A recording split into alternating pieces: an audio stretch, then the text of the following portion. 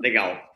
Bom, primeiramente, agradecer o convite da Liga dos Estagiários, de todos vocês. Obrigado, Tamires. Obrigado, Joyce. Para mim é um grande prazer estar aqui e dividir um pouco do que eu aprendi dentro da companhia, com gente da companhia e fora da companhia.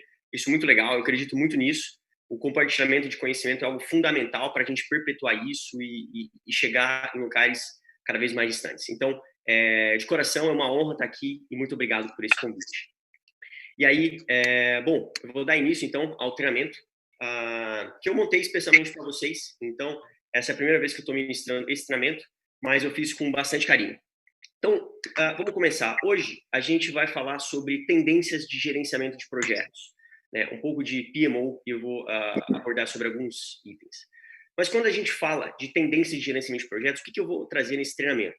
Eu vou falar um pouco para vocês aqui nesse treinamento sobre um pouco sobre mim, minha trajetória, o que eu fiz até aqui.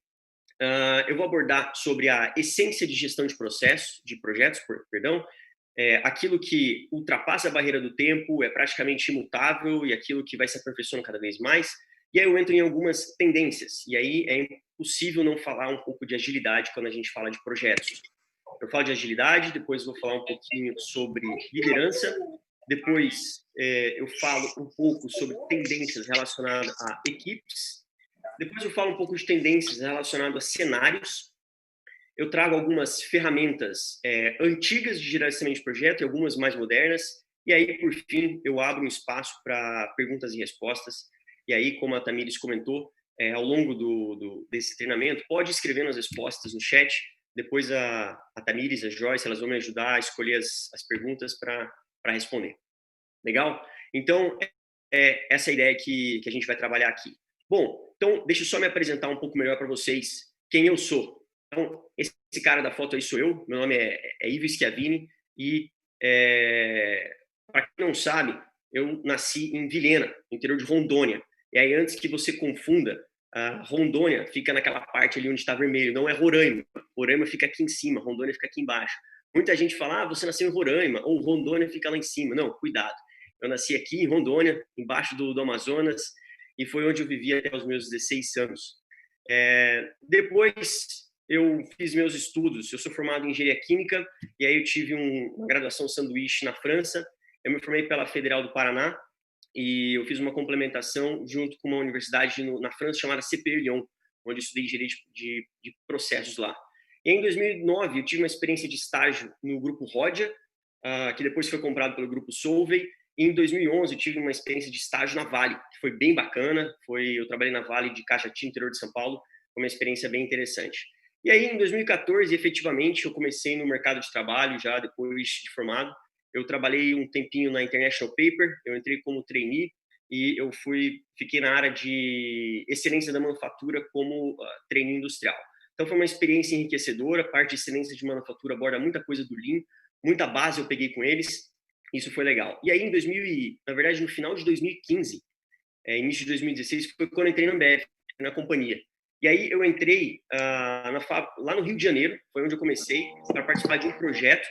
E aí logo depois eu mudei para a fábrica da Vidros Rio de Janeiro, que é uma fábrica de fabricação de garrafas de vidro, fica lá no Rio. E aí eu atuei nessa fábrica como staff de engenharia, que é o equivalente a um engenheiro de manutenção, e depois eu fui staff de produtividade, que é o equivalente a coordenador de produção. Depois do Rio de Janeiro, depois desse tempo, inclusive o Rio de Janeiro foi onde eu tirei essa foto aí, onde você pode ver que tem um bondinho no fundo, foi uma época bem legal, assim, em termos de cidade maravilhosa, o Rio de Janeiro traz bastante saudade. E em 2018 foi quando eu tive um convite para participar do time da Regional Verticalizadas. Então eu não via mais apenas a Vidros, a fábrica, mas eu via também outras fábricas. E aí eu assumi a função de especialista de performance da Regional.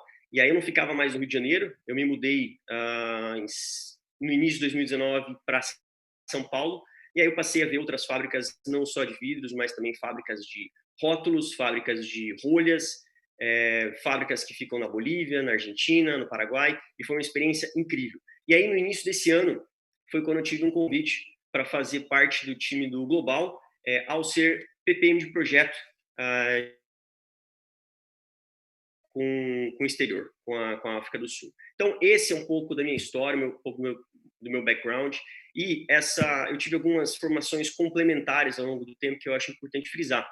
Então, trouxe só de 2017 para cá. Em 2017, tive uma experiência de curso de produção a respeito de projetos, através da plataforma Coursera, foi um curso online. Depois, eu fiz o Glassmaster pela Ambev, que aconteceu no México. Em 2019, eu executei o meu projeto Greenbelt, sobre redução de perdas, que a gente chama de spoilage na fábrica de rolhas. Em 2020, esse ano, eu estou terminando o MBA em Business Process Management pela FGV. Em setembro, devo finalizar, se tudo correr bem. Em 2021, eu não coloquei aqui, mas eu já tenho alguns planos e vai dar tudo certo. Beleza. Chega de falar aí sobre mim. Acho que está na hora da gente entrar um pouco no que eu prometi entregar para vocês aqui, falar sobre projetos. Legal. Bom, falando sobre a essência de fundamentos de projeto, o que a gente tem? Bom, não tem como falar de projetos e não falar de um negócio chamado PMBOK. O que é PMBOK ou PMBOK? PMBOK quer dizer o Project Management Body of Knowledge. Não é um livro, mas é um guia de boas práticas contendo várias boas práticas relacionadas a gerenciamento de projeto. Esse PMBOK, ele é internacional e ele é base para a gestão de vários projetos. E aí, esse PMBOK, ele é organizado por uma instituição chamada PMI, que é o que está ali no topo do PMBOK. O PMI é o Project Management Institute, que é quem organiza o PMBOK e faz todo o gerenciamento das certificações, desse guia mundo afora. E aí, eu quero fazer um comparativo com vocês sobre como era feito a gestão de projetos entre antigamente e hoje. Antigamente, era muito comum a gente falar de projeto com base apenas em escopo, prazo, custo, qualidade e o MS Project, que é um dos softwares mais usados para gestão. Falar que o sucesso do projeto, antigamente, era definido pela quantidade de escopo que você entrega. Então, se você entregou aquele escopo prometido, você tinha um projeto de sucesso. No entanto, as coisas mudaram, o mundo evoluiu e a gente tem uma pegada diferente hoje.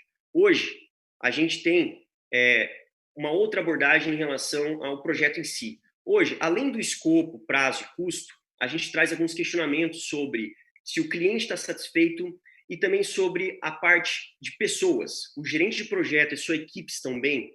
Antes, no passado, ninguém se preocupava se o gerente de projeto tinha ansiedade, se ele surtava, se ele tinha outros problemas, se a sua equipe tinha problemas pessoais. Hoje, isso é muito mais levado em conta. E essa é a grande diferença do antigamente para hoje. E ao longo desse treinamento, vou abordar alguns pontos sobre líder e sobre equipe, em que a gente trata um pouco disso. E hoje, não mais o escopo é sinal de sucesso, mas sim o quanto de valor agregado a gente entrega. Mesmo que para isso a gente tenha que discutir o escopo.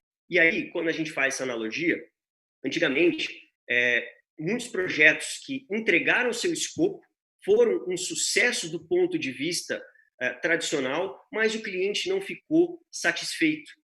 E aí houve um conflito, porque o projeto foi entregue, o escopo foi atendido, mas o cliente não está satisfeito. Hoje, o foco é muito mais em cima do cliente. E isso faz muito mais sentido.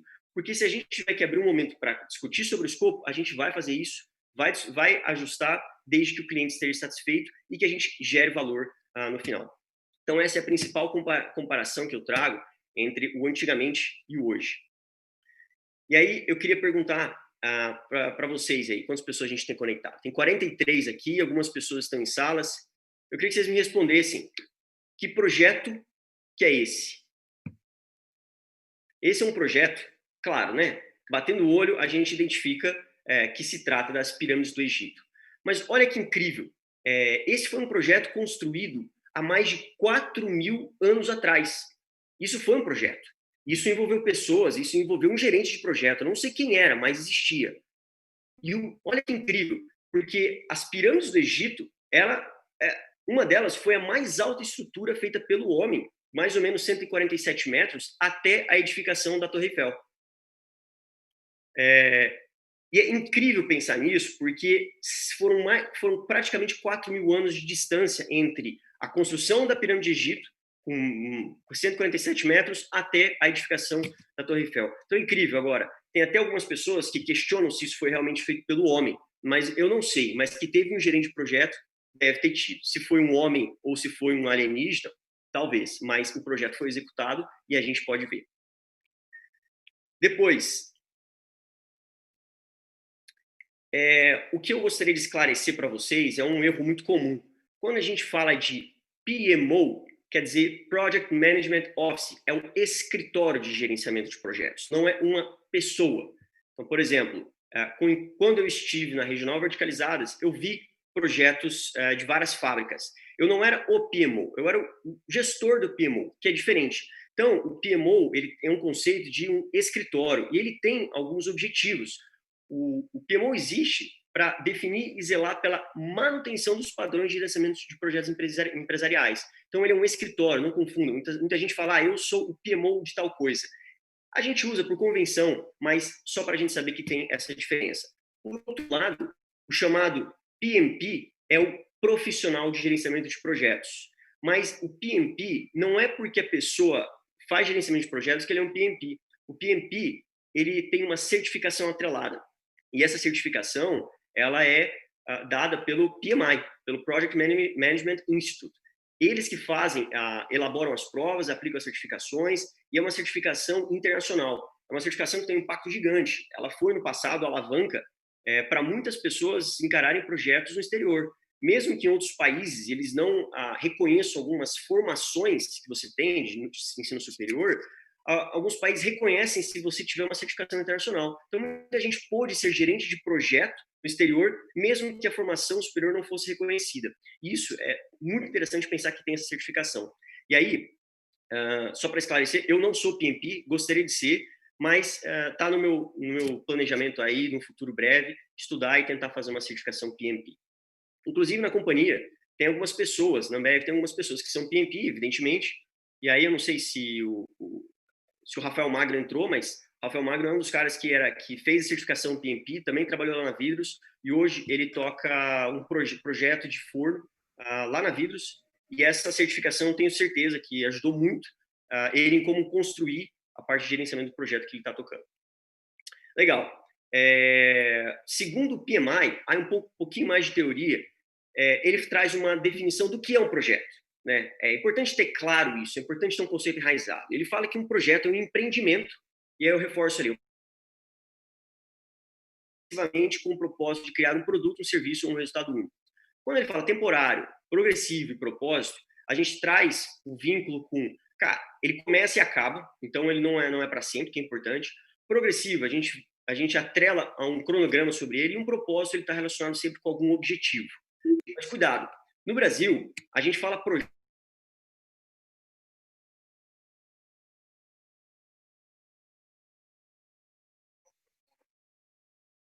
relacionado a gerenciamento das entregas em inglês. Design é relacionado a quem faz o projeto conceitual. E product, em inglês, está relacionado com entregáveis. Tamires, uma pergunta. A minha conexão parece um pouco instável. Tá falhando a minha fala? Falhou um pouquinho, mas ela volta. Não demora muito, não. Mas dá para entender o que você está falando, sim. Tá, Pelo menos para mim tá normal. Para alguém tá com algum problema? Então eu vou tocar. Se alguém tiver algum problema, Tamires me avisa que aí eu posso repetir alguma coisa. Não, pode deixar. Beleza. Legal.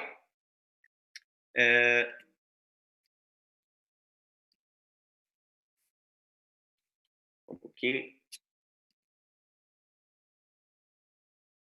Legal. E aí a gente fala de projeto e fala do PMI, fala do PMBOK, a gente está falando ainda da parte estrutural e conceitual. Existe um negócio que a gente chama inter-relação entre processos de gerenciamento de projeto. Ora, mas processo não é diferente de projeto? Só que dentro do gerenciamento de projeto, você tem alguns processos dentro do PMBOK, daquele guia que eu comentei, em que faz esse gerenciamento. E aí, ao todo, são 49 processos dentro dessa estrutura e dividido em 5 grupos. Esses grupos são iniciação, planejamento, execução, monitoramento, controle e encerramento. Essa é a forma como o PMBOK está estruturado. Ele tem vários processos em que te ajudam a fazer gerenciamento. Dentro da iniciação, por exemplo, você tem ali 2 processos atrelados. E aí, se você for dentro desse guia, entender o que são esses projetos, ele te ajuda a fazer parte de iniciação. Planejamento, veja que é o maior quadrado. E por trás dele tem a maior quantidade de processos. E por que isso? Porque o PMBOK entende que quanto mais tempo você gastar planejando, mais vai fluir a sua execução. O que é óbvio, mas o que muitas vezes não acontece. Tem aquela história do não existe. Vamos planejar direito para garantir uma execução com fluidez. Dentro de execução, a gente também tem alguns processos dentro do PMBOK em como fazer. E aí, como suporte da execução, existe o chamado monitoramento e controle como estrutura do PMBOK. Também tem alguns processos e, por fim, onde eu tenho ali alguns processos relacionados à parte de encerramento. Então, essa foto poluída, eu não quis colocar ela de cara justamente para não assustar, porque você fala, cara, que foto é essa? Eu não consigo entender. Essa é a forma como o PMBOK está estruturando os seus subgrupos, seus 5 subgrupos e os seus 49 processos em que ele usa de maneira internacional para fazer gestão de projetos. Depois, quando você olha uma foto como essa, uma imagem como essa, o que isso quer dizer? Essa imagem, a gente está vendo uma forma em árvore, onde aqui em cima a gente coloca o projeto, né? E aí a gente representa os itens do projeto. Então, essa estrutura em árvore é a estrutura como a gente representa graficamente, de forma visual, o escopo do projeto. Então, a gente tem ali em cima o nome do projeto e ali embaixo quais são os entregáveis que a gente coloca. Então, a título de exemplificação, no projeto de reforma de uma casa, eu tenho alguns grupos de entregável, como definição do projeto, contratação dos serviços, reforma interna e reforma externa. Dentro de reforma interna e externa, eu tenho outros grupos de entregáveis. Abaixo disso, seriam as nossas tarefas. Então, essa estruturação é uma forma visual de você enxergar todo o escopo. Ao invés de você ficar escrevendo e ver de uma forma contínua, é uma forma de você bater o olho e entender aonde se concentra, por exemplo, a maior quantidade de tarefas ou não. E o legal é que essa é uma estrutura que tenho certeza que todo mundo já viu algo parecido. Você consegue fazer facilmente isso usando aquela ferramenta de Smart Chart que tem dentro do Office. Qualquer aplicativo do Office, você tem essa opção. E essa estrutura tem um nome dentro de gerenciamento de projeto. A gente chama de estrutura analítica de projeto, EAP, ou em inglês é chamado de Work Breakdown Structure. O nome para essa estrutura do escopo em um projeto é chamado de EAP. E aí fica muito fácil de ver aquilo que você pretende entregar e também se você precisa acrescentar ou reduzir alguma coisa. Quando você fala de um escopo, é inevitável que ele venha junto do que a gente chama de um cronograma. E aí eu pus ali uma imagem de um cronograma. Esse cronograma não é do projeto da esquerda, mas foi só para a gente mostrar que as entregas desse projeto, elas estão listadas aqui nesse cronograma e representadas graficamente na forma de um diagrama de Gantt, onde mostra o tempo de duração e o sequenciamento entre atividades. Então, essa representação, ela é fundamento. Dificilmente a gente vai mudar isso de forma drástica. Por quê? Porque é simples, visual e bastante gerenciável. E aí, tem 2 caminhos quando a gente faz gestão de projeto que é importante a gente evitar. Quando você olha, por exemplo, uma imagem dessa, vamos supor que você está trafegando de carro ali. Você acelera ou você freia? Bom, sabendo que tem uma cruz ali, que possivelmente alguém morreu, você tende a frear. Mas o que eu quero dizer com essa imagem? Quando você vai iniciar um projeto, é muito importante que você gaste tempo vasculhando o passado para ver se outros projetos foram executados semelhantes. É muito importante, porque lá é onde tem uma quantidade riquíssima de informação, onde você pode aproveitar das lições aprendidas, dos erros que foram cometidos, das melhores saídas para você otimizar tempo no seu projeto. Então, ignorar o passado é um caminho péssimo para a execução de qualquer projeto. Então, vasculhe muito o passado. Uma segunda dica para evitar um caminho perigoso é se você for reproduzir integralmente o passado. Muitas vezes você vê um projeto de sucesso e você tem todo o detalhamento dele e fala, pô, eu vou pegar esse projeto e vou replicar. Faz sentido? Depende. Não significa que ele ter sido um sucesso no passado, ele vai ser um sucesso no futuro. Você precisa enquadrar o seu projeto de acordo com a realidade, com o ambiente, com o momento que você está encaixando. Então, são 2 coisas que a gente tem que evitar muito. Ignorar o passado, então a gente tem que buscar o passado, tudo que tem, e uma vez que você encontra, achar que aquilo vai ser garantido sucesso no futuro. Legal até aqui? O ritmo tá bom? Não sei se estou falando muito rápido. Beleza, vamos lá. Vamos entrar um pouco em agilidade. Quando a gente fala de agilidade, primeira tendência, o que eu queria esclarecer para vocês é o seguinte: métodos ágeis são a forma de condução da gestão convencional de projetos. Muita gente ouve muito sobre agilidade, muita gente fala sobre agilidade, mas quando a gente pede para explicar, a pessoa tem dificuldade de explicar o que é agilidade, ou o que é ágil, o que é método.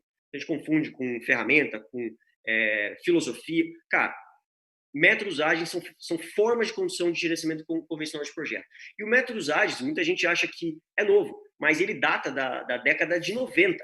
Lá que começou o ágil. Em 2001 foi quando criaram o chamado Manifesto Ágil. Então, o manifesto, ele já tem quase 20 anos de manifesto e a gente tem quase 30 anos sobre métodos ágeis em execução. Tá, mas deixa eu dar um exemplo melhor para vocês. Quando que a gente utiliza uma abordagem ágil? Normalmente a gente utiliza uma abordagem ágil quando a gente tem projetos empíricos, quando a gente está falando de cenários de incertezas. E nesses cenários, normalmente, o final do projeto ou a entrega, ela não é conhecida. Você não sabe. Você começa com uma necessidade, mas você não sabe o que você quer no fim. E aí, quando eu falo disso, eu preciso ter uma elevada interação com o cliente para constantemente ficar perguntando, entendendo o que ele precisa para entregar o projeto. E aí, nesse caso, que a gente usa métodos ágeis. E aí, ele foi muito aplicado, esse tipo de método, para o desenvolvimento de softwares. E aí, como o desenvolvimento de softwares teve um boom nos últimos anos, esse tipo de método também teve um boom. Por quê? Quando você vai desenvolver um software, muitas vezes você não sabe o que você quer com o software final. E aí, essa abordagem ágil, ela é muito utilizada.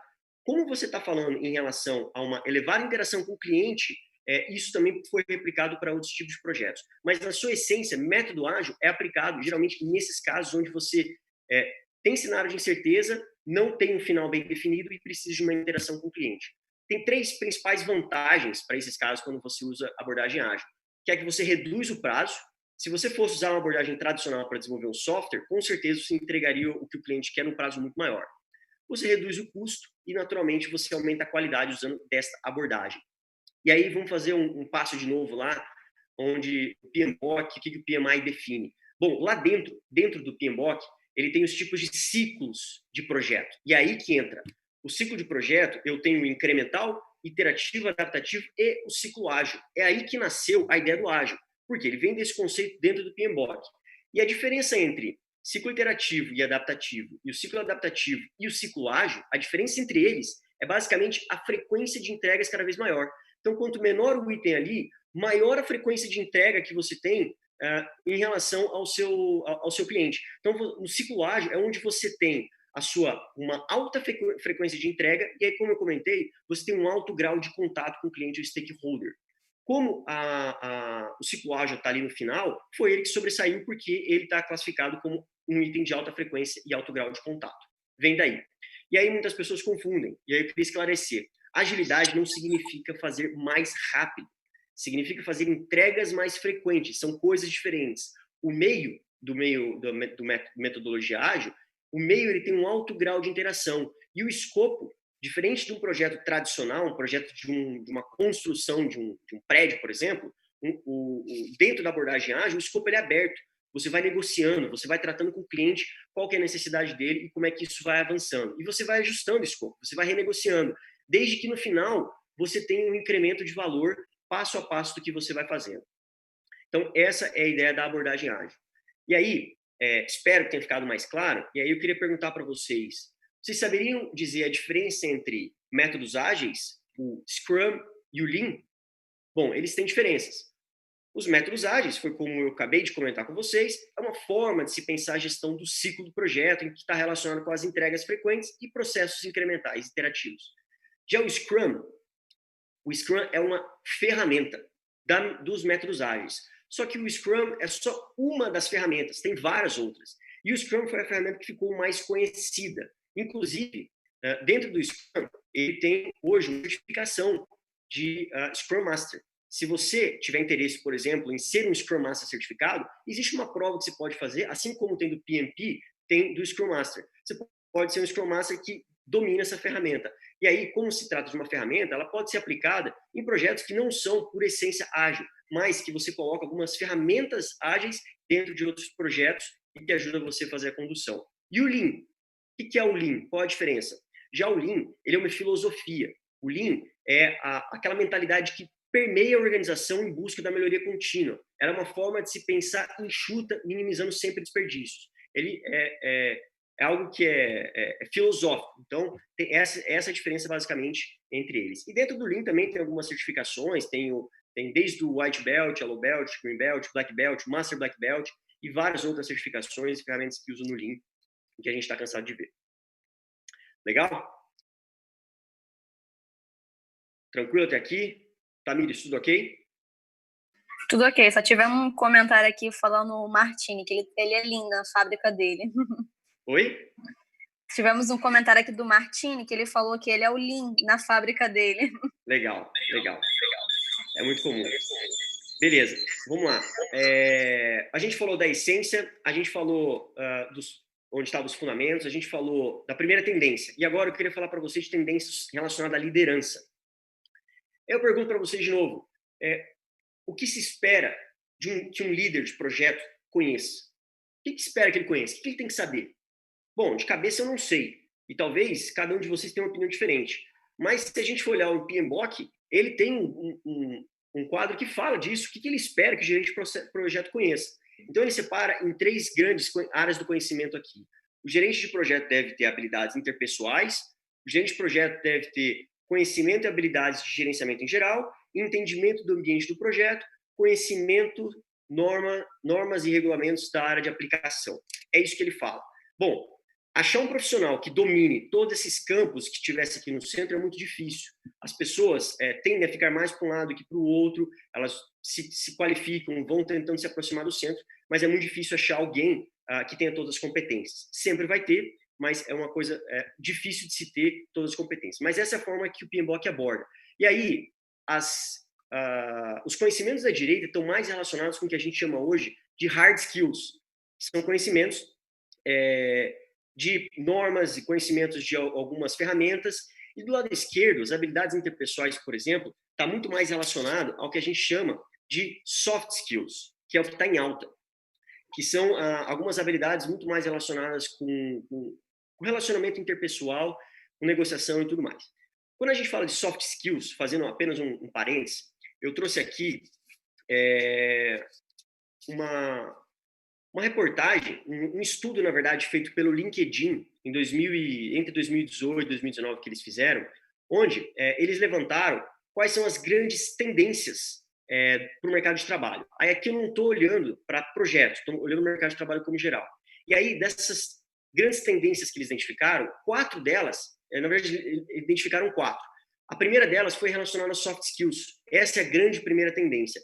E aí, quando fizeram um comparativo entre o mundo, a média de necessidade do mundo e do Brasil, viram que o Brasil tem uma tendência muito maior de se utilizar da soft skills. E aí aqui, o que está na tela de vocês, é uma reportagem do professor Eduardo Refkalevski, é um professor da FGV, onde ele listou quais são as 5 soft skills em alta, segundo o LinkedIn. E aí, quais será essas top 5 skills que ele coloca como alta? Bom, por último, em quinto lugar aqui ele coloca sobre gestão do tempo.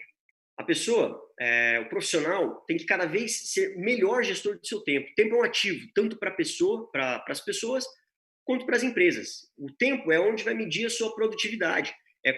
Quão capaz você é de priorizar aquilo que você tem para fazer e entregar. O quarto item é sobre adaptabilidade. E aqui eu faço um parênteses. Não é o mais forte que sobrevive, mas sim o mais apto que sobrevive. Tem essa mudança de mentalidade. E adaptabilidade tem a ver com flexibilidade. E quando a gente fala de adaptabilidade, eu estava vendo no LinkedIn esses tempos que algumas empresas estão fazendo alguns recrutamentos diferentes. Por exemplo, ao invés de recrutar as pessoas com base naquilo que elas sabem, estão começando a recrutar as pessoas com base naquilo que elas não sabem. Ué, mas qual o sentido disso? Quando você busca recrutar alguém com aquilo que você não sabe, você consegue medir a capacidade que a pessoa tem de aprender aquilo, de se adaptar, o quão flexível ela é de pegar um conhecimento novo e absorver e executar. Isso é uma tendência. E aí, aquilo que você não sabe, se você é apto, se você é rápido para aprender, você vai ser uma pessoa chave para aprender rápido e aí sobrepor, talvez, um conhecimento que você não tem. Um quarto item é em relação à colaboração. E colaboração é um negócio incrível, porque na colaboração onde ideias se transformam em produtos ou serviços. E quando a gente fala de colaboração, a maneira como a equipe colabora é mais importante do que como as pessoas individualmente performam. Um trabalho colaborativo pode ter uma entrega muito maior do que o somatório da entrega das pessoas individuais. Por isso que colaboração está tanto em alta. Em segundo lugar, eles colocam a persuasão como a segunda soft skill mais requisitada aí, de acordo com a pesquisa do LinkedIn. E quando a gente fala de soft skills, linguagem e de expressão. E aí persuasão tem um link direto com competências interpessoais, com negociação, com resolução de conflitos, com empatia, entre várias outras. E aí, eu queria fazer, já que eu não paro de falar, eu queria que vocês colocassem aí, quem está fácil no chat, qual você acha que é a top 1 soft skill aí, enquanto eu tomo minha água?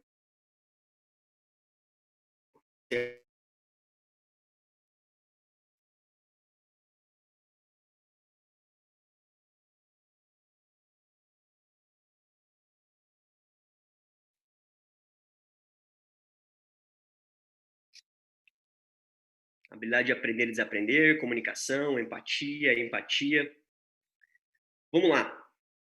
Qual é a top 1 soft skill que a gente tem? Criatividade. Essa foi como a maior ranqueada aí das soft skills levantadas como tendência. E quando a gente fala de criatividade, a gente não está falando de genialidade, são coisas diferentes.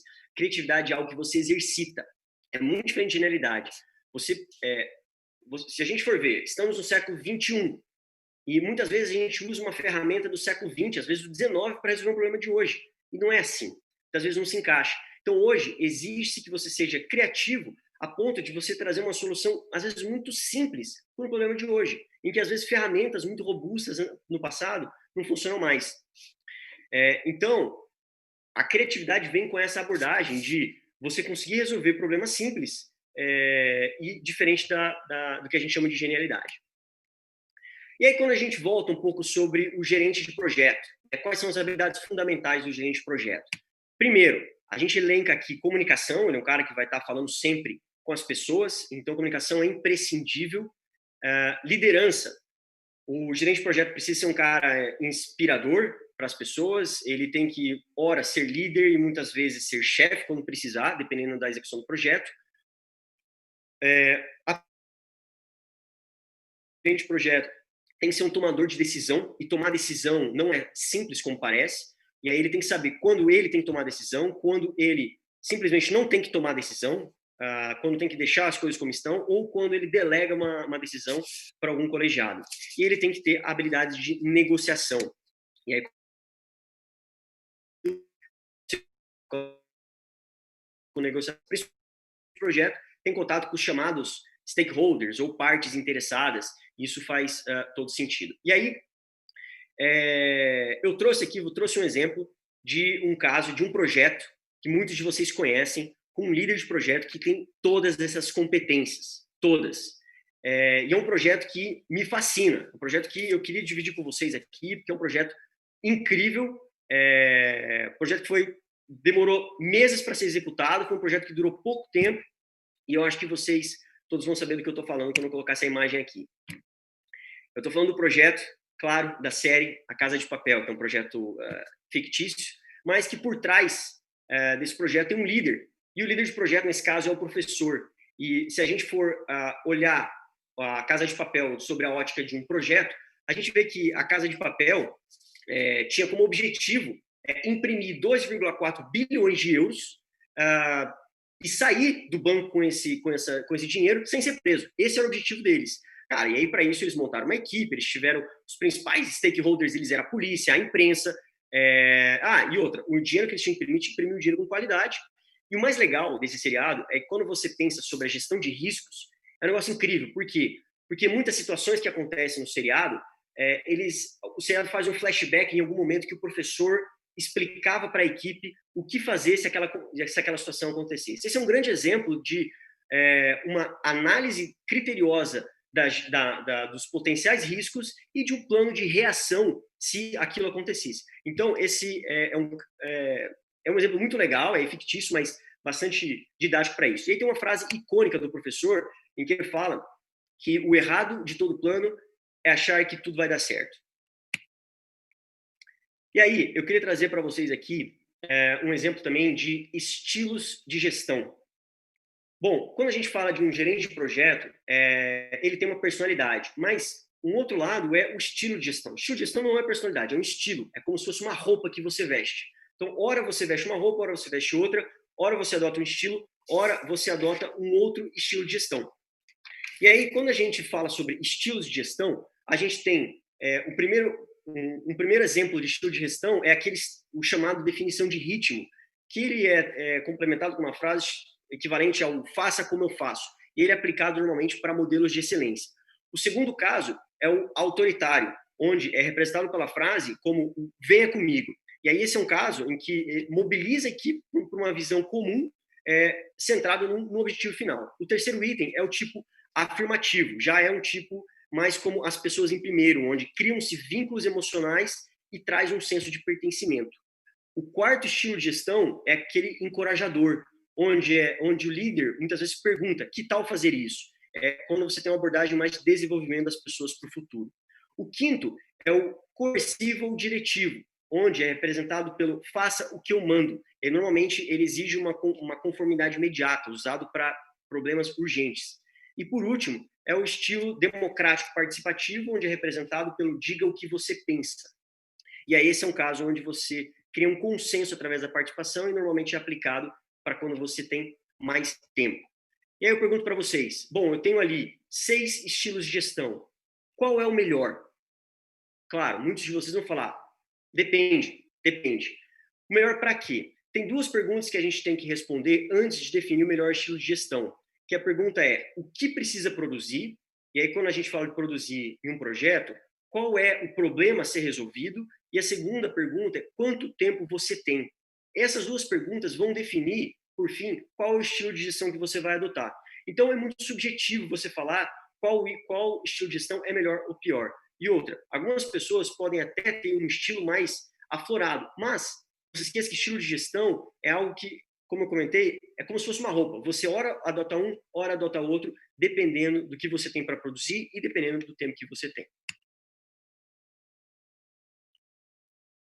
Legal? Tranquilo?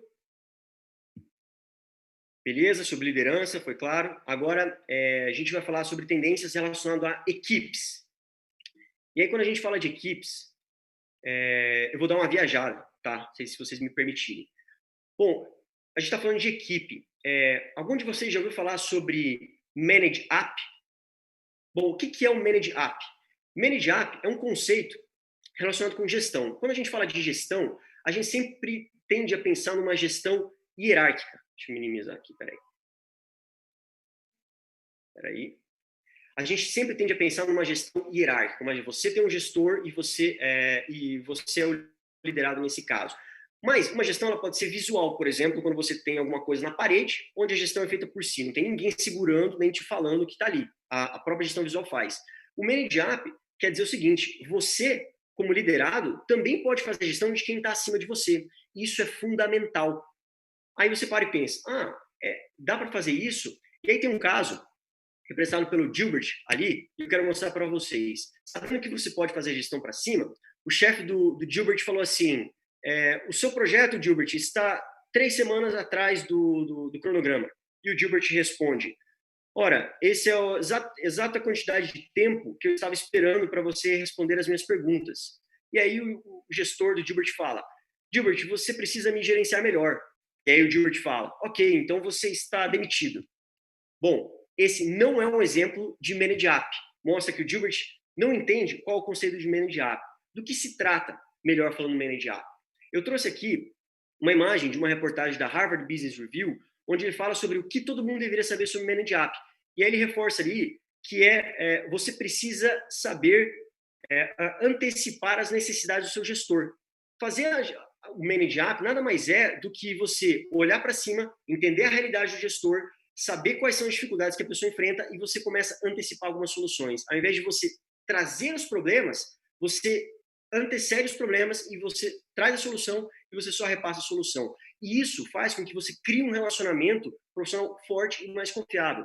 Isso é benéfico, tanto para um lado quanto para o outro. não se esqueça que o seu gestor também tem um gestor. E se ele também fizer esse manage up, isso cria uma rede benéfica onde cria-se um ambiente de trabalho muito melhor.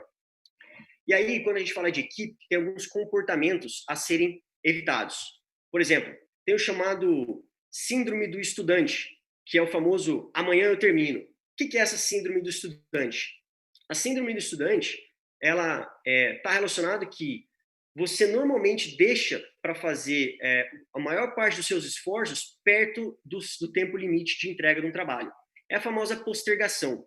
Então, você posterga, quando está perto da data, você vai lá e faz muito trabalho para conseguir entregar. Esse é um dos comportamentos a serem evitados. O segundo, e aí é complementar, é o chamado lei de Parkinson, que muita gente fala, olha, eu não tenho tempo para isso, não tenho tempo para aquilo. E o que isso quer dizer, a lei de Parkinson? Ela é complementar, mas ela diz que o trabalho que você tem, ele se expande de modo a preencher o tempo disponível para sua realização. Então, se você tem um dia para fazer uma tarefa, ou se você tem 10 dias para fazer uma tarefa, ou um mês, você vai levar o tempo normalmente que você tem disponível. Então, esse é um tipo de coisa em que a gente tem que se exercitar a todo instante para evitar que aconteça e você faça uma gestão melhor do seu tempo. O terceiro item é chamado multitarefa nociva, onde é acompanhado daquela frase, eu consigo fazer várias coisas ao mesmo tempo. Olha, sinceramente, eu abomino esse tipo de coisa. Por quê? Porque é simples. Quando você passa de uma tarefa para outra, você tem o que a gente chama de um setup, uma mudança. E aí, quando você tem vários setups para fazer várias tarefas ao mesmo tempo, no fim do dia, você precisou de mais tempo para executar a mesma quantidade de trabalho. Ou seja, se você pega uma tarefa do início e conclui até o fim, e aí faz o setup para outra tarefa, e faz o setup para outra tarefa, você consegue ou fazer a mesma quantidade de menos tempo, ou fazer mais coisas num tempo que você tem disponível. Então, por isso que tome muito cuidado com o multitarefa nociva. Essa história de fazer várias coisas ao mesmo tempo é um grande ladrão de tempo em virtude da quantidade de setups de troca que você tem. E aí a gente pode fazer uma analogia, inclusive, com a produção de uma fábrica qualquer. Quanto mais setups a gente tiver, mais isso vai impactar na performance da fábrica. E a nossa performance também tem uma relação com isso. Então, essa é a ideia. Bom, vou tomar mais um gole de água aqui, porque essa é uma parte em que eu inventei e tem bastante viagem. O que é isso? Falando de equipe ainda, não esqueça que a gente está falando de equipe. Eu queria mostrar para vocês que quando a gente fala de equipe, a gente pode ter um caso em que 1 mais 1 é maior do que 2. Como isso? Aí eu trago um pouco da termodinâmica. Você se lembra da energia livre de Gibbs? Bom, talvez quem não seja da área de exatas não tenha tido tanto contato com isso, talvez não se recorde. Mas a energia livre de Gibbs, eu vou reciclar aqui. Ela é representada por essa equação. Essa equação, e ela representa a quantidade de trabalho útil que eu tenho para desenvolver, que eu posso aproveitar. Claro, ela é aplicada normalmente para máquinas térmicas, e aqui eu estou fazendo uma analogia para trabalho de equipe, mas ela encaixa bem. Por quê? Porque é a quantidade de trabalho útil que eu tenho. E ela é representada por uma equação onde ele mostra um H, esse H quer dizer a entalpia, o T, que é a temperatura, e o S, que é muito importante, que é a entropia. E aí, se você não lembra, a entropia, ela mede o grau de desordem de um sistema. Então, eu estou falando aqui num grau de desordem de uma equipe. Só que a gente pode pegar o H, que é a entalpia, e abrir um pouquinho mais. Como H é o U mais PV. U mais PV quer dizer o quê? O U é em relação à energia interna. Eu estou falando da energia interna da equipe. Então, uma equipe ela tem a sua energia interna ali, que vai ser sempre um fator que pode gerar um trabalho útil. O P é a pressão, e é aí que eu faço uma referência da pressão que o líder exerce sobre a equipe. O V é o volume de controle no ambiente de trabalho, e aí veja que o outro fator ali, desculpa, o outro fator, ele é negativo. E aí, alguns líderes podem achar que quanto maior a pressão que você exerce, maior o trabalho útil que eu posso resultar. Só que isso não é verdade. Por quê? Porque você tem esse fator negativo onde tem a temperatura. E a temperatura, ela está relacionada com a pressão. Quanto maior a pressão que você exerce, a temperatura é função dessa pressão. Maior vai ser essa parcela. Logo, o seu trabalho útil pode não ser maior dependendo se esse fator não for equivalente a esse aqui. Então, a temperatura ela é uma função da pressão do líder. Então, não quer dizer que quanto maior a pressão, eu vou ter um maior trabalho útil da equipe. E a entropia, ela tem relação com a sinergia da equipe. Esse fator aqui, eu vou ter relação com a sinergia, e eu digo que equipes sinérgicas. Quanto maior sinergia, elas são equipes mais de desordem. Ora, se eu tenho esse tipo de cenário, quando eu fizer uma comparação entre uma equipe padrão versus uma equipe sinérgica, eu posso concluir que se uma mesma equipe, com as mesmas pessoas, com o mesmo líder, com o mesmo comportamento, ela evolui para uma equipe sinérgica ao longo do tempo, através da melhoria do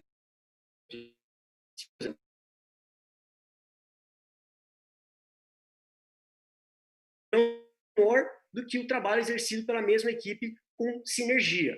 Logo, como eu estou falando de pessoas, indivíduos, e numa equipe padrão, somando as pessoas, dependendo do grau de desordem, pode ser que eu tenha o trabalho final ali menos do que o equivalente ao somatório individual. No entanto, em equipes sinérgicas, eu posso ter um caso em que a equipe é sinérgica o suficiente para ter um trabalho equivalente a mais gente do que é composta em função da sinergia que tem. Não sei se ficou muito confuso, mas foi o link que eu tentei fazer com termodinâmica e com comportamento de equipe.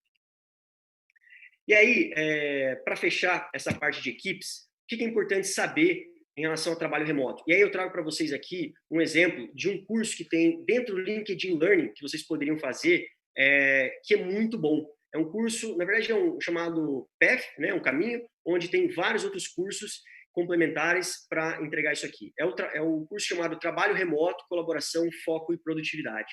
Esse é um curso muito bom e eu enfatizo 3 itens, que é gestão de equipes virtuais, fundamentos de gestão do tempo e como conduzir reuniões produtivas. Esses 3 são fantásticos, recomendo que todos vocês façam. Legal? Beleza, como é que eu estou no tempo? 53. Tá bom, agora vamos falar de cenário. Cenário. Bom, só para a gente respirar um pouco aqui, deixa eu tomar uma água. Bom, a gente falou sobre fundamentos, sobre a essência, a gente falou de algumas tendências, sobre agilidade, expliquei para vocês melhor, a gente falou sobre liderança, como é que se enquadra, mostrei o caso da La Casa de Papel, a gente falou sobre equipe, o que a equipe tem que fazer, sobre o Manage Up, e agora o que é importante é ter noção do cenário. E o que a gente precisa ter noção do cenário?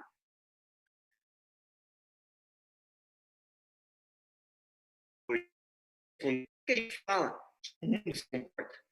Bom, existe uma representação das características do mundo que vivemos hoje, representado por um negócio que a gente chama de VUCA, né? Mundo VUCA. Algumas pessoas chamam de MU-VUCA, por causa de mundo e VUCA. Mas o que é isso? Ele mostra os comportamentos majoritários que a gente tem em relação ao mundo, que é um mundo volátil, um mundo incerto, e aí o U vem de uncertainty, por isso que é da tradução, vem um mundo complexo e um mundo ambíguo. E aí, quando a gente fala de volatilidade, isso está relacionado de como a liderança navega sobre as turbulências que acontecem. E aí, quando a gente fala de incerteza, está relacionado com como você transforma as incertezas em entendimento para como se fosse unificar uma compreensão. Já a complexidade, ela exige um esclarecimento constante aqui do que é prioridade. Todo tempo você tem que entender, falar, cara, o que é prioridade? Porque assim você vai minimizar a complexidade que você tem. E um item ambíguo, normalmente você ataca uma abordagem mais ágil. E aí, não tem exemplo melhor do que estamos vivendo hoje, que é em relação à pandemia do Covid. E aí, quando a gente olha para o Covid, eu não vou nem entrar no mérito de home office e tudo mais, que acho que está todo mundo já cansado de falar sobre isso. Mas, além do home office, além do impacto nos transportes, teve uma outra coisa que veio à tona e faz um link muito grande com gestão, tanto de projeto como de pessoas, que é o seguinte, mais do que nunca, mostrou que o brasileiro, em geral, ele tem uma educação financeira muito falha. E, nesse momento de crise, isso ficou evidente. E por que eu estou falando isso? Porque muita gente foi impactada. Algumas pessoas perderam emprego, outras pessoas tiveram salário reduzido, e foi de uma maneira geral. Quando isso acontece, a educação financeira que você tem acaba vindo à tona. E mesmo que você tenha tido uma redução salarial, por exemplo, e continuou trabalhando, isso você pode ter sido impactado com isso. E se isso trouxe um problema para você, esse é um tipo de assunto em que demonstra, às vezes, fragilidade das pessoas. E as pessoas têm um pouco de receio de falar isso para um gestor, para um superior, justamente para não ficar demonstrando fragilidade. Só que esse tipo de coisa pode ser que reflita no seu comportamento. E aí é importante que os gestores tenham isso em mente, sabendo que nem tudo o liderado vai falar, nem tudo vai ser dito. Algumas coisas a gente tem que pegar. E nesse mundo de crise, essa é uma das coisas em que pode ser que aconteça. E aí, crise, pandemia, onde muitas pessoas foram afetadas, esse assunto de educação financeira, de reserva de emergência, está mais importante do que nunca. Então, esse é um ponto extremamente importante quando a gente faz o link com o Covid. Agora, você viu como é que o mundo se comporta. E como é que ele se recupera, por exemplo? A gente está tendo um choque agora do Covid. Como que ele se recupera? O que acontece como resposta? Você já deve ter ouvido falar no chamado recuperação em V, recuperação em U, recuperação não sei o quê. Mas o que é isso, essas recuperações?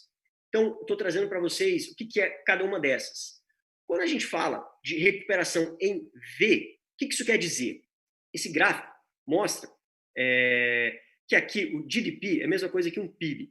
Bom, mas independente disso, o conceito por trás é o seguinte: eu vim aqui num crescimento a uma certa taxa, com uma certa tendência, eu tive um choque que aconteceu aqui, nesse choque, um crescimento em V, eu recupero, volto para a mesma tendência e continuo subindo a mesma taxa. Já na recuperação em U, o que acontece? Eu vinha numa tendência de crescimento aqui, tive o meu choque, continuo crescendo na mesma taxa, mas não no mesmo patamar. Eu continuo na mesma taxa. Já a recuperação em L é uma recuperação em que eu vinha na minha tendência com a minha taxa, sofri o meu choque, e aí o meu crescimento, ele descola. Ele tem uma taxa menor do que a tendência que eu tinha anteriormente. Essa é a diferença dos crescimentos em V e U em L, e que se fala. E é importante ter noção desses comportamentos, porque se fala muito isso, tanto recuperação da economia, como recuperação de várias coisas. E aí eu queria fazer um parênteses. Queria fazer um parênteses aqui, só sobre... muita gente pergunta, pô, o Brasil está sofrendo muito com a pandemia, mas um exemplo, a Bolsa de Valores voltou a subir, já bateu 100 mil pontos. Por que isso acontece? Por que está destoando? A economia do Brasil está melhorando? Não se esqueça que o Brasil tem mais de 8 milhões de CNPJs e a Bolsa de Valores é composta por menos de 400 empresas. E normalmente essas 400 empresas são empresas com estrutura, com capacidade, que normalmente elas não dependem de auxílios do governo para se manter saudáveis e se manter entregando. Então, por isso dessa diferença. O que, na verdade, está representando a economia está naqueles 8 milhões menos 400 empresas. Aquilo ali é o que vai representar. E a Bolsa de Valores acaba sendo uma bolha nesse cenário. É isso que explica o porquê disso, que isso está distante. Claro que não é só isso, mas esse é um dos fatores que acaba ajudando a explicar por que a gente tem esse descolamento. E aí, quando a gente fala em liderança em tempos de crise, bom, já vai dar 3 horas, eu estou finalizando. Quando a gente fala de liderança em tempos de crise, bom, crise parece que é o momento em que a liderança das pessoas vem mais à tona, a essência da liderança, aquilo que é real. Então, você tem uma necessidade um pouco maior de olhar para o coletivo, de entender o problema das pessoas, de entrar um pouco na vida pessoal, mas isso com muito respeito, então é um negócio complexo, e aí você bate ali com uma necessidade de fazer uma comunicação com as pessoas. E aí, quando a gente fala de comunicação, eu desafio todo mundo aqui que está conectado, nem sei quantas pessoas são, todo mundo que está conectado, e também quem vai assistir esse vídeo depois, a me mostrar um plano de ação estratégico, um SWOT, alguma coisa, onde a comunicação não foi um calcanhar de Aquiles em alguma área ou em alguma empresa. Comunicação é um calcanhar de Aquiles em muitas empresas, em muitas áreas. Por quê? Porque se comunicar é difícil. E aí, em tempos de crise, isso se torna mais difícil. E aí, quando as pessoas têm outros problemas adicionais, isso transforma mais difícil. Então, é uma situação muito delicada. E aí, esse tempo de necessidade de comunicação, necessidade de interação com as pessoas, a gente faz um link muito direto com aquilo que a gente comentou das soft skills, e aí nisso vem o que a gente fala de inteligência emocional, que está sendo mais importante, mais exigido do que nunca agora. Que a inteligência emocional, na verdade, é como você faz o equilíbrio entre a razão e a emoção da situação. Então, isso são algumas características importantes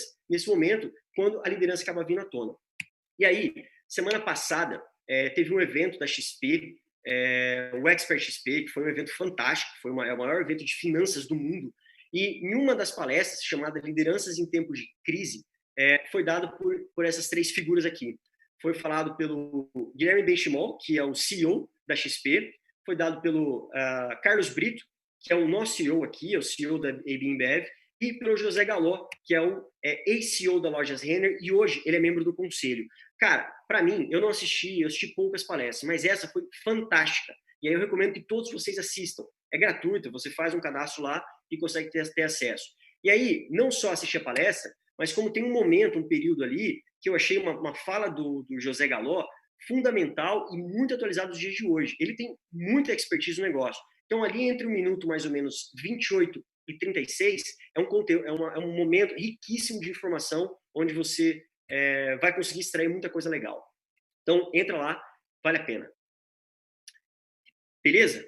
Cenário, matamos. São 3 horas. Vou só falar agora sobre algumas ferramentas e aí a gente abre para algumas perguntas. Legal? Bom, recapitulando, falamos do que era fundamento, falamos da agilidade, falamos de liderança, equipe, do cenário e agora algumas ferramentas que ajudam a gente a fazer gestão de projeto. E não tem como falar de projeto e não falar do famigerado MS Project, Microsoft Project, que é um dos mais antigos e mais importantes softwares de gestão de projeto. E aí, aqui é uma similaridade muito grande com o Excel. Isso facilita demais o entendimento e o uso e tudo mais. Então, ele é usado para fazer a gestão de projetos de uma maneira tradicional, onde você tem o diagrama de Gantt e tudo mais. Muitos de vocês já devem conhecer. Tem uma outra ferramenta, e aí mais voltada para o Lean, uma ferramenta antiga, chamada Relatório A3. Não sei se todos vocês conhecem, mas ele tem essa cara. E ele se chama A3 porque ele faz referência ao tamanho do papel, um papel A3. Um A3 é o mesmo tamanho que 2 papéis A4, um do lado do outro. Por que isso? Porque todo o seu problema ele tem que caber dentro desse papel de uma maneira visual. E ele é normalmente uma ferramenta utilizada para projetos de melhoria. E é uma ferramenta muito boa, principalmente para projetos industriais. E aqui ele faz uma comparação entre... Ele faz uma comparação entre o A3, o que você tem aqui de itens do A3, com o seu PDCA, como você encaixa, e faz uma comparação também com o chamado DMAIC, que é uma outra metodologia muito usada para projetos Green Belt ou Black Belt. Então, o A3 é uma ferramenta muito legal, onde dá a visão total do projeto, você vai fazendo um acompanhamento e é muito útil para projetos de melhoria. Uma outra ferramenta, aí já mais moderna, é o chamado Trello. Não sei se vocês já ouviram falar, mas o Trello é uma ferramenta online que organiza colaborativamente as atividades na forma de um Kanban dinâmico. Né? Ele trabalha com algumas tarefas ali, onde você organiza, clica, arrasta, a equipe toda entra, você pode colocar arquivos, colocar links, fazer comentários, e é muito usado no mundo inteiro. E ele é bem dinâmico, você pode clicar, arrastar, é uma ferramenta bem moderna e está bem em tendência. Bom, o Canvas, só que esse não é um Canvas tradicional, é o chamado Project Model Canvas. Esse eu gosto bastante dessa ferramenta, porque é uma ferramenta visual e cuidado quando você ouve Canvas, porque tem vários tipos de Canvas. E o que eu me refiro aqui é o chamado PM Canvas ou Project Model Canvas, que é uma do professor José Finó, que é um cara também da FGV, e ele tem um livro muito bom, e ele mostra como que a gente usa o Canvas. E o Canvas, ele tem essa cara aqui. E o legal é que ele é muito visual, ele é colaborativo, porque as pessoas vão usando post-its, ele é integrador, porque você faz a integração de todos os 5 Ws, 2 Hs que você precisa responder no projeto, e ele fornece uma visão simples do projeto aqui, inclusive com a linha do tempo, custos, fazendo link desde a sua justificativa. Então, é uma ferramenta extremamente poderosa para a gente fazer, para ter uma fotografia de como é o projeto. Legal? E aí, não tinha como não falar do Microsoft Teams, que na verdade é uma plataforma que unifica e integra vários aplicativos e otimiza a comunicação da equipe, e é muito bom. O Microsoft Teams, ele junta todos esses aplicativos aqui, você tem o Excel dentro dele, tem o PowerPoint, tem o Sway, que é um aplicativo de você fazer apresentações de uma maneira muito mais dinâmica. Você tem o Power BI, então, muito conhecido, e tem o Planner, que é, na verdade, um software de você colocar plano de ação. Então, você consegue, dependendo da necessidade da sua equipe, você pluga qual aplicativo você quer. Então, isso que é legal, porque você customiza com o que você quer dentro de uma mesma plataforma. E aí, dentro do LinkedIn Learning, tem um curso muito bom chamado Colaboração entre Equipes no Office 365, onde ele faz essa integração, fala sobre os aplicativos, como usa de maneira geral e como eles estão relacionados no Teams. Então, é um outro curso que eu indico, que vale a pena fazer, porque ele te dá uma base melhor de como fazer essa integração. Legal? Passei 6 minutos aqui do que eu pretendia, mas de qualquer forma a gente começou 5 minutos depois. Então eu vou entender que eu estou 1 minuto atrasado. Bom, agora eu queria abrir um pouco para perguntas. Não sei se eu acabei passando muito rápido, mas enfim, queria abrir para perguntas. Acho que foi tranquilo, Ivo, não tem problema não. E geralmente a gente coloca 1h30 mesmo de treinamento, então você tá dentro do prazo aí, tá tudo direitinho, Legal. não se preocupa com isso não. Tem uns comentários aqui no grupo, aqui, o pessoal interagindo com você, né? E aí o Martin também fez os comentários de algumas ferramentas que ele utiliza na fábrica, como Blitz, A3, Dmic, o outro não sei pronunciar aqui, é DMA, VD, não sei se é isso. Demad, é E isso o mesmo. Felipe, o Cristaldi também falou que tem o Azure DevOps, né, também. E o DevOps, ele é pessoal, dentro do Agile. Uhum. isso. Aí, mais o pessoal perguntando aqui, o Martin também, qual o treinamento no Teams mesmo, que ele queria saber? Legal, deixa eu responder algumas perguntas então, alguns pontos. Bom, sobre DMic e DMiDV. Bom, o DMic, ele é aplicado, ele é uma ferramenta muito parecida com o PDCA, mas com uma abordagem um pouco diferente, para uma solução de um problema um pouco mais complexo, que ele tem uma abordagem de definir, mensurar, analisar, enfim. E o DMiDV, ele é par do DMic, só que é normalmente para projetos de inovação, quando você vai criar alguma coisa, não quando você vai melhorar alguma coisa. Essa é a principal diferença entre o DMic e o DMiDV, até onde eu sei, tá? Agora, o DevOps, ele faz parte do conceito dos métodos ágeis, ele está relacionado com o grau de entrega, só que ele aumenta ainda mais o grau de entrega. Eu não tenho tanta propriedade para falar dos DevOps, mas eu sei que ele quebra aquilo que já era pequeno em micro entregas com uma frequência ainda maior. É essa relação que o DevOps faz plugando dentro da metodologia. Show. Teve uma pergunta aqui do Marcos também, que ele perguntou: qual estilo de gestão você mais utilizou em sua carreira até hoje? O estilo de gestão que eu mais utilizei é uma boa pergunta. Deixa eu voltar no estilo de gestão, que é legal que a gente pode ter uma noção de quais que tem. Deixa eu minimizar. Deixa eu voltar. Quando a gente fala de liderança,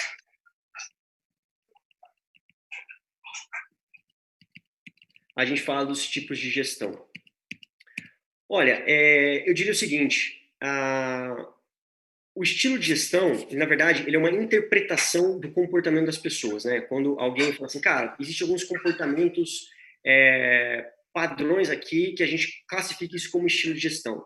Quando você faz uma gestão, você não pensa, agora estou sendo autoritário, ou agora estou sendo encorajador.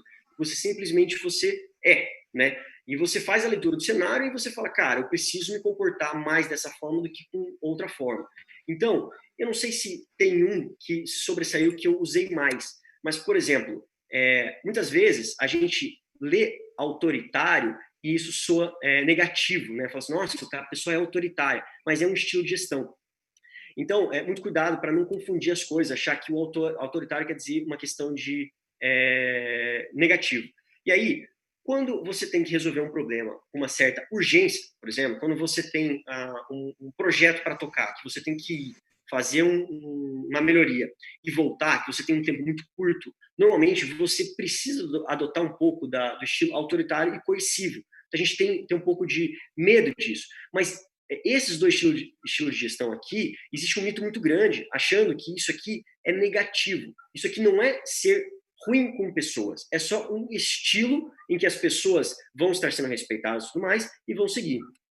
E tem o estilo afirmativo. Agora, o que eu acho que eu me enquadro mais nesse caso aqui eu acho que eu exerci bastante a parte do encorajador, porque eu gosto muito de fazer pergunta para as pessoas que eu estou interagindo, de modo que desenvolver as pessoas a também conhecer coisas novas. Então, eu acredito que esse tenha sido o estilo de gestão que mais deva ter exercido.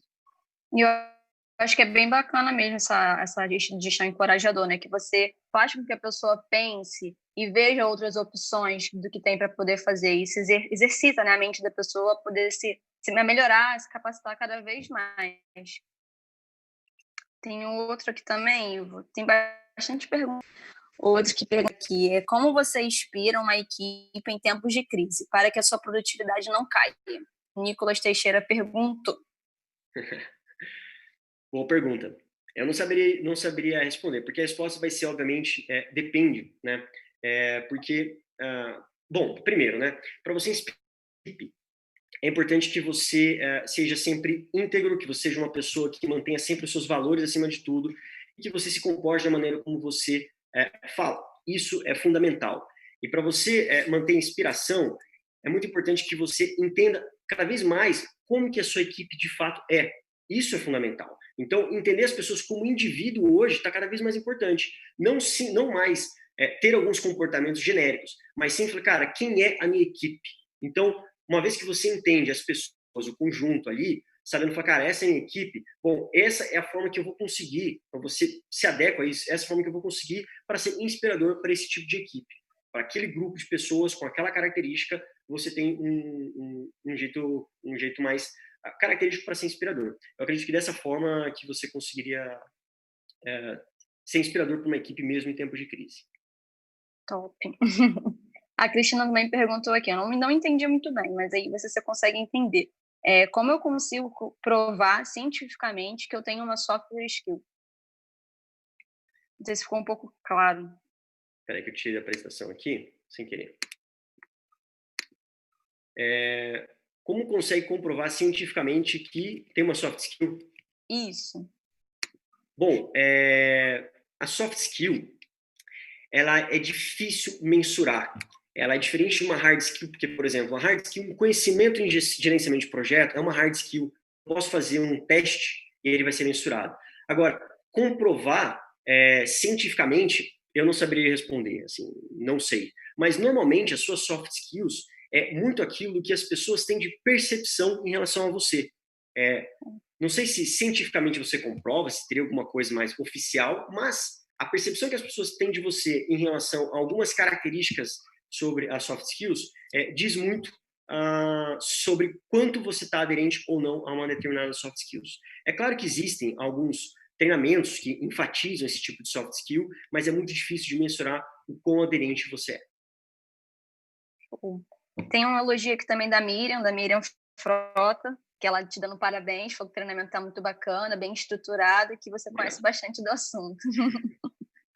Tem o Cristaldi aqui também, fez uma pergunta bem legal, que é como conseguir utilizar o conceito de Manage Up, que acho, né, fundamental dentro da rotina de trabalho, com tantas atividades que você já está executando ou ainda que existe atividades a serem executadas.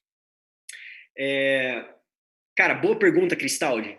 Legal, Cristaldi aí é staff de produtividade lá da Vidus Rio. Um abraço para você, Cristaldi. Cara, boa pergunta, cara. Sobre a pessoa tá atolada de coisa, tem um monte de coisa para fazer, como que ela faz dentro do Manage App? Cara, eu responderia para você que seria através de um passo atrás. Quanto maior o seu grau de autoconhecimento, né, quanto mais você se entende como indivíduo, como pessoa, e aí isso entra nos conceitos de, cara, teste de 16 personalidades, para você entender primeiro se você é uma pessoa mais introvertida ou extrovertida, para saber como você se comporta em alguns cenários. Quando você começa a entender como você se comporta em algumas situações, como você é como indivíduo, você começa a melhorar a sua visão das coisas. E aí, mesmo em casos de excesso de demanda, excesso de coisa para fazer, a sua cabeça está aberta de tal forma que você consegue ter a percepção de algumas coisas do ambiente e consegue ainda assim pegar algumas coisas chaves para conseguir fazer o manage up com quem está acima de você, com pares que são seus. Então, é importante que você se conheça para saber como é que você se comporta e aí, dependendo do cenário, você consiga capturar algumas coisas que antes você não era capaz de fazer e aí isso você usa para fazer o gerenciamento de quem está acima de você. Isso mesmo. Tem também aqui o pessoal agradecendo mais uma vez, o time da Rolhas também por ter divulgado o treinamento.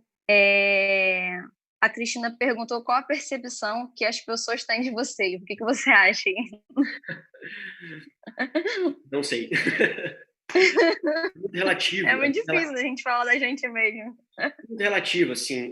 Por exemplo, a Ambev tem um processo muito bem estruturado de gente, né, que é o PR. Ele é um ciclo onde ele tem as suas etapas, acontece o ano todo, e ele te ajuda a entender também, porque dentro do OPR tem um momento em que você faz uma avaliação de como você se enxerga, e tem um momento em que o gestor faz junto com você uma avaliação do que ele enxerga, e tem um momento também em que os gestores falam sobre você para entender como você se comporta. Então, tem todo um processo para que a percepção sobre você seja justa e honesta em relação ao que tem que ser. E aí, esse modo estrutural tira qualquer tipo de viés ou picuinha que possa ter acontecido ou problema pontual. É legal que, aí, por mais que você concorde ou não, aquela percepção, aquele feedback que você recebe já é uma percepção mais unificada, né, de várias pessoas, não é simplesmente o seu gestor. E aquilo é um pote de ouro para você entender quais são as suas lacunas e aí acabar trabalhando aquilo que você precisa e melhorar. Não sei. O Leonardo aqui, Barros, eu acho que é o Leonardo da Vidas também, se eu não me engano. É o Léo. Ele perguntou, é o Léo, né? Ele perguntou qual soft skills ideal para projeto Clean Tag. Para projeto Clean Tag, soft skill ideal, é difícil falar de um soft skill ideal, né? Parece que quando a gente fala de soft skills, como é difícil de mensurar, é difícil também listar, falar, cara, isso aqui tem que ter. Mas eu diria que o Clean Tag, como é um projeto, né, fabril, onde você tem que ter um relacionamento muito grande com a operação, que é a nossa gente ali que está com a mão na massa, que está fazendo as coisas acontecer, eu acho que a sua persuasão é fundamental, porque você vem com uma demanda, por exemplo, desencadeada através de uma estratégia corporativa. Então, alguém fala, putz, precisamos fazer um Clean Tag. O Clean Tag é importante por causa disso, disso, disso. Isso vem cascateando, vem através do VPO, até chegar na operação. Você, Leonardo, é o líder do Clean Tag. É o cara em que a pessoa vai ver Clean Tag, Leonardo. Mas não é você que vai fazer. Quem vai fazer é, normalmente, o seu operador. E para você fazer com que o seu operador faça, você precisa ter muita persuasão. E para trabalhar a sua persuasão é algo complexo, porque a sua persuasão envolve sua capacidade de negociação, sua capacidade de entender o cenário, enfim, várias outras coisas. Então, eu acredito que persuasão talvez seja uma soft skill adequada para o Clean Tag, justamente porque não é você que vai fazer a execução, embora você seja o dono do projeto. Temos também outra pergunta aqui do Vinícius Fernandes, também lá da Vidros. Ele perguntou, Ivo, na sua opinião, qual foi o maior aprendizado com esse período de pandemia na vida profissional dentro da Ambev? Cara, assim, é difícil falar um aprendizado, mas eu tive refletindo sobre algumas coisas que eu li sobre sobre alguns tipos de, por exemplo, quando você tá em época de pandemia, você está em casa, você está trabalhando de casa, você está produzindo, você está fazendo o seu tempo, você tem outras coisas. E nesse tipo de cenário, você aprende que, cara, tem muita coisa que você consegue performar mesmo à distância, mesmo de casa, que você achava que não fosse ser capaz de fazer. Você vê que aqueles microgerenciamentos que a gente faz ou que a gente acaba sofrendo, você vê que não tem tanto poder, tanta influência sobre a gente quanto a gente achava que tinha. E você deixa as pessoas mais livres e você entende que aquelas pessoas que talvez performem melhor trabalhando sozinhas estejam mais adeptas agora nesse momento de home office e conseguir encaixar melhor. Então, essa é a visão que eu tenho sobre esses impactos da pandemia. O Nicolas pergunta aqui também, para você, né, para um estagiário, né, precisa ter que tipo de soft skill? Bom, eu não diria assim para estagiário, ou para um gerente, ou para um diretor. As soft skills, ela vai depender, assim, todo mundo tem um pouco das soft skills, é inevitável, assim. Algumas pessoas têm mais, algumas e outras têm menos. Eu não tenho uma formação, por exemplo, em psicologia para falar com tanta propriedade sobre soft skills, mas eu acho que a soft skills é independente da função que você atue, seja como estagiário ou como outra função, é um conjunto de itens em que é importante você estar aprimorando continuamente. Então, por exemplo, empatia é uma das habilidades importantes para você desenvolver, independente da posição que você esteja. Então, empatia é uma parte muito fundamental do estagiário. Que mais que eu diria? Assim como comentei para o Léo, a parte de persuasão também é importante para quem está fazendo estágio. Por quê? Porque normalmente o estagiário tem o seu projeto, o que você vai desenvolver. Como você é novo na empresa, você precisa fazer com que aquilo que você está fazendo cresça, com que aquilo seja mostrado. E aí, você trabalhando a sua persuasão, você consegue fazer.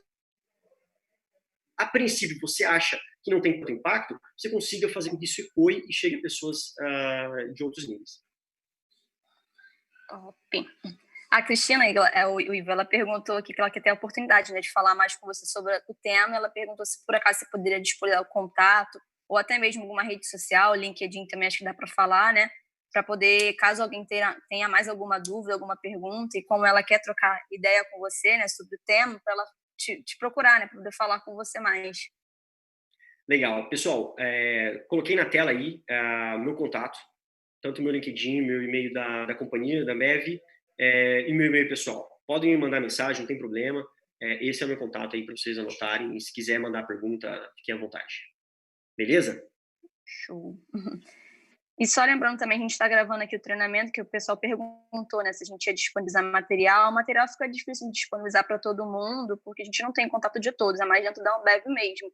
Mas a gente está gravando o treinamento e vamos ver se a gente consegue disponibilizar no YouTube. E a gente manda o link direitinho para poder assistir, né? As pessoas fazem a divulgação no grupo das universidades para vocês, beleza? Tem mais umas 2 perguntas aqui, se eu não me engano, Ivo. Porque como estou passando aqui, não sei se você tem mais tempo de responder, ou se caso as pessoas tenham mais alguma pergunta para te mandar, né, diretamente para você e você responder a elas. Vamos fazer o seguinte, bom, já que está meu contato na tela, pessoal, pode me mandar tanto por WhatsApp quanto por e-mail, eu vou ter o maior prazer de responder todos vocês, e aí eu também respondo com um pouquinho de calma, porque eu tô, depois desse 1 hora falando, a gente cansa um pouquinho, preciso tomar uma água agora que o copo acabou, mas foi um grande prazer aqui dividir isso com vocês. Espero também que tenha atendido a expectativa, eu tenho cumprido com o objetivo de falar sobre tendências de gerenciamento de projeto e que, mais do que isso, que vocês tenham absorvido e consigam passar isso adiante para outras pessoas. Top. Ivo, mais uma vez, muito obrigada, tá bom? Por você ter topado dar o treinamento pra gente. Eu acho que foi excelente, você foi bem objetivo, realmente, como a Miriam falou, tem bastante conhecimento, né? E acho que foi bem bacana, as pessoas gostaram bastante, eu também gostei. E até te dar uma dica, que acho que você pode dar aula futuramente, assim, sabe? Para alguma coisa, que eu achei bem bacana, você tem muita didática. E é isso, agradecer mesmo, agradecer a participação de todo mundo, lembrar do pessoal de responder a pesquisa aí da NPS, para a gente cada vez estar melhorando, né? Isso é muito importante para a gente, para a Liga também dos estagiários, que conta como pontuação, as opiniões. E é isso. Muito obrigada mesmo pela participação de todo mundo e a sua também. Valeu, pessoal. Foi um grande prazer aí. Um abraço para todos vocês. Até a próxima. Valeu, gente. Beijão.